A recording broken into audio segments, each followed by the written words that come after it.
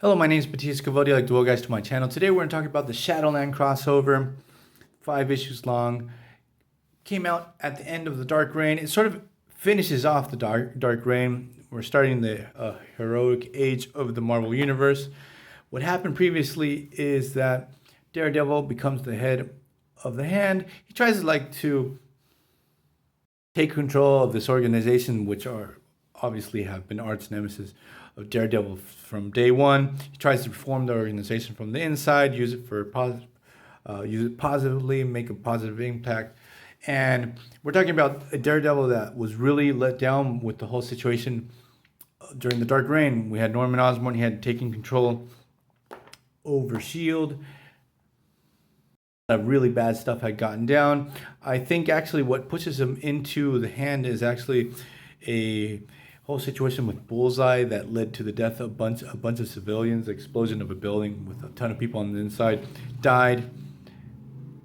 This pushes Matt Murdock over the edge, takes control over the Hand, and what happens is progressively the Hand starts corrupting him. Not really the Hand. It's actually, I don't know too much about the Hand lore, but there's like this demon called the Beast.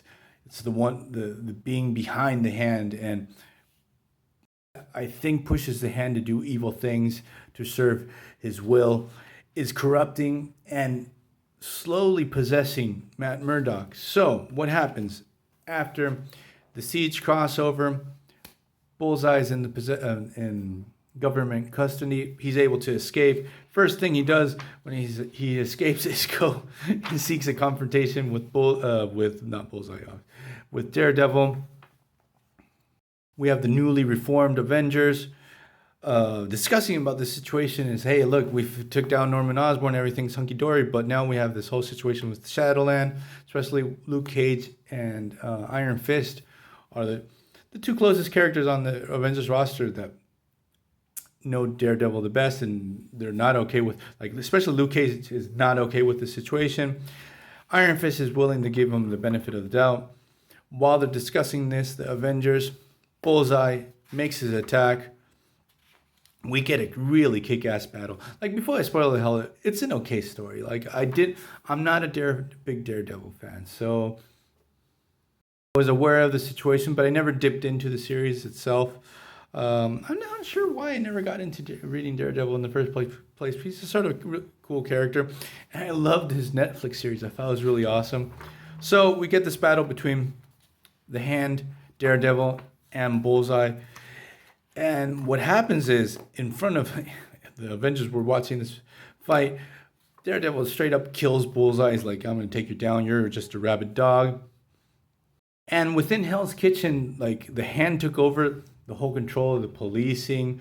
They're starting to act like judge, jury, and people are starting to disappear, even though they're not sanctioned by Daredevil. He's sort of losing control over the Hand. They're starting to do some really bad shit. Kingpin's also interested in this situation. He wants to see how he can destabilize what's going down with Daredevil. Obviously, Kingpin's Daredevil's arch nemesis. And oddly enough, he does something really weird. He finds this old Japanese spell and enslaves Ghost Rider to take down Daredevil, but things go terribly wrong afterwards.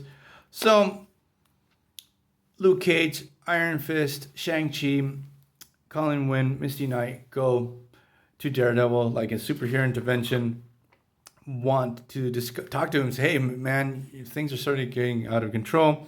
I sort of as the story progresses, Daredevil's horns get larger. Oh, sorry, and I totally forgot to mention, the writer of the story, Andy Diggle, and art by Billy Tan. Both are pretty good. When you read this, it feels like the third act of a bigger story arc. So, the plot itself, it's pretty straightforward. Daredevil lost his way. Superheroes have to take him down. Obviously, while the heroes are talking to Daredevil, things go south. At the same time, Ghost Rider arrives to liberate all the prisoners, because he had this whole parallel prison underground. So we get this pretty awesome battle between basically Marvel's best street heroes, Daredevil, the Hand, and Daredevil basically humiliates Iron Fist and Shang-Chi both at the same time. He clobbers both of the guys. Like Shang-Chi gets jujitsu'd in 1 second. He takes down the Iron Fist.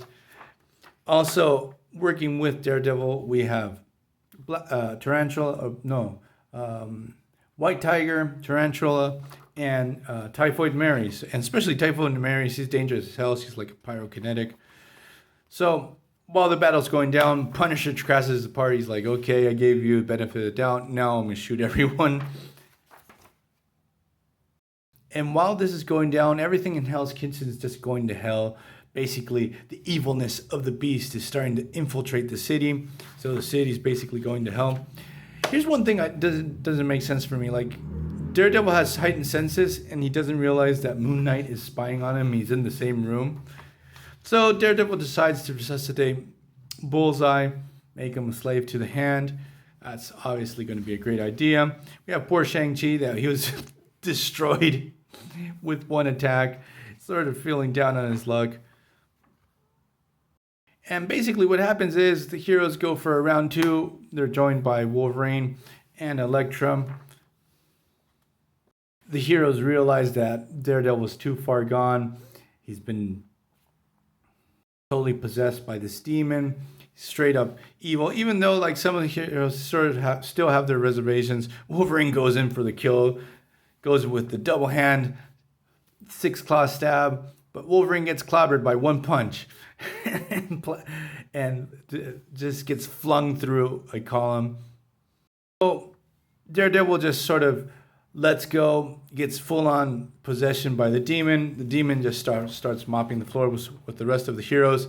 Supposedly, what's going to take down this demon is Ghost Rider, and Ghost Rider is defeated like in 2 seconds. He just the beast just absorbs all of Ghost Rider's hellfire in 2 seconds. Like, supposedly Ghost Rider was like the surefire way to stop the beast. Well, he wasn't. So Beast wants to straight up cut off all ties to Murdoch's past life. He's totally willing to kill Foggy Nelson. Foggy is saved by the nick of time by Iron Fist that gives him a 2-fisted Hadouken right in the middle of his chest.